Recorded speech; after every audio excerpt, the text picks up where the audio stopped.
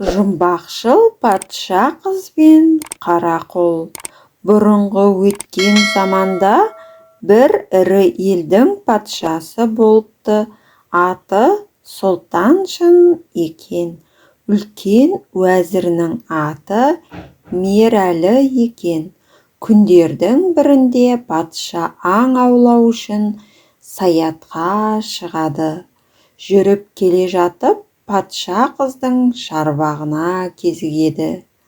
Шарбақты жағалай жүріп, қызды көреді. Әйелдікке алуға қызығып, патша қызға елші жібереді. Маған қыз патша тисін дейді. Оған патша қыз айтады: егер патшаңыз мені жұбайлыққа алам десе, менің ол патшадан сұрайтын сұрауым бар. Сол сұрауыма толық жауап берсе, қалауы орындалады. Жауабы дұрыс болмаса, маңайыма жолатпаймын дейді. Менің сауалым мынау: бір бағланым бар. Сол бағланымның майы көп пе, еті көп пе? Соны айтып берсін. Сонда патша бұл сауалдың жауабын өзі таба алмайтын болған соң, қыздан рұқсат етсін. Бұл сауалға жауап қайтара алатын адамды іздеп табайын, деп қызға тағы елші жібереді. Қыз жауап қайтаратын адам іздеу үшін патшаға рұқсат етеді. Патша еліндегі барлық ақылман адамдарды жинап, қыздың сауалын айтады. Сонда жақсылардың ешқайсысы жауап бере алмайды.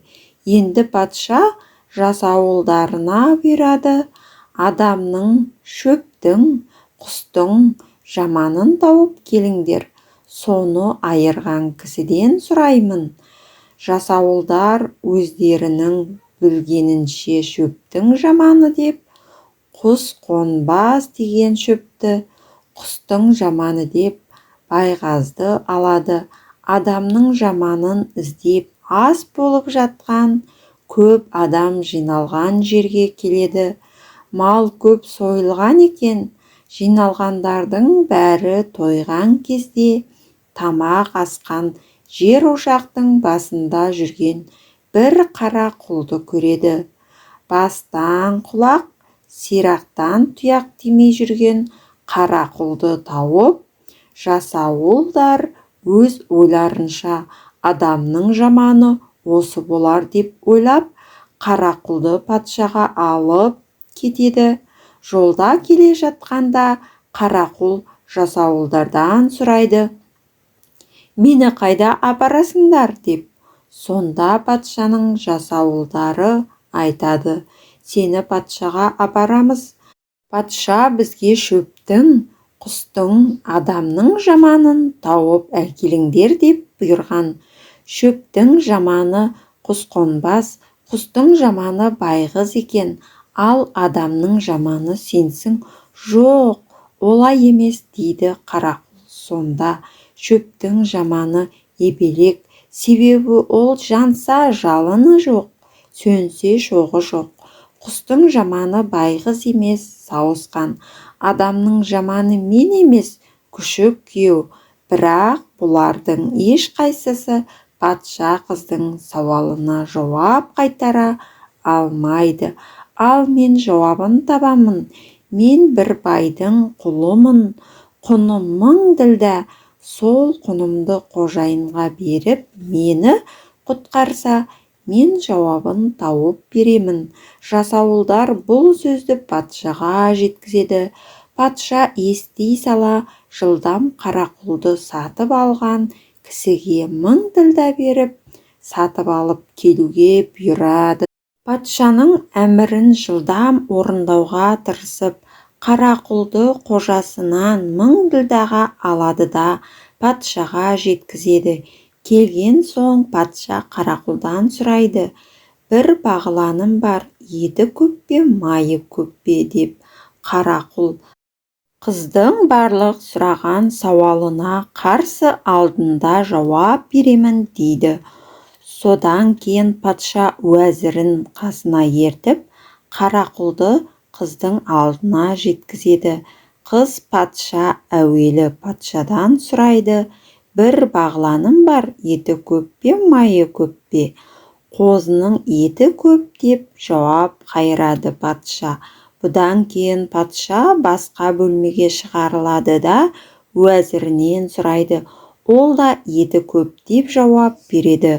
Содан соң уәзірді де басқа бөлмеге шығарады да Қарақұлдан сұрайды. Сонда Қарақұл майы көп деп жауап береді. Қыз патша сұрайды: майы көптігінің себебін айт. Семіз бағлан дегеніңіз тақсыр өзіңізсіз дейді. Қарақұл: майы сіздің бұқара халқыңызға істеген адалдығыңыз бен жақсылығыңыз деп ойлаймын. Жақсы дағдылы патшаның халқына жақсылығы көп болады деп өзіңізді бағланға бағалаған да бұқараға жасаған жақсылығыңызды майға ұқсаттым. Содан кейін патша қыз Қарақұлды бір үйге кіргізіп, алдына жайпақ табақ қойып, оның үстіне бір қарбыз бен пышақ қояды.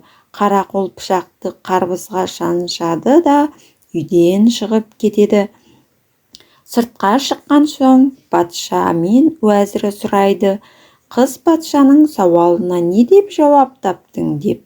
Қарақұл айтады: мен еш нәрсе білмеймін, менен ештеңе сұраған жоқ.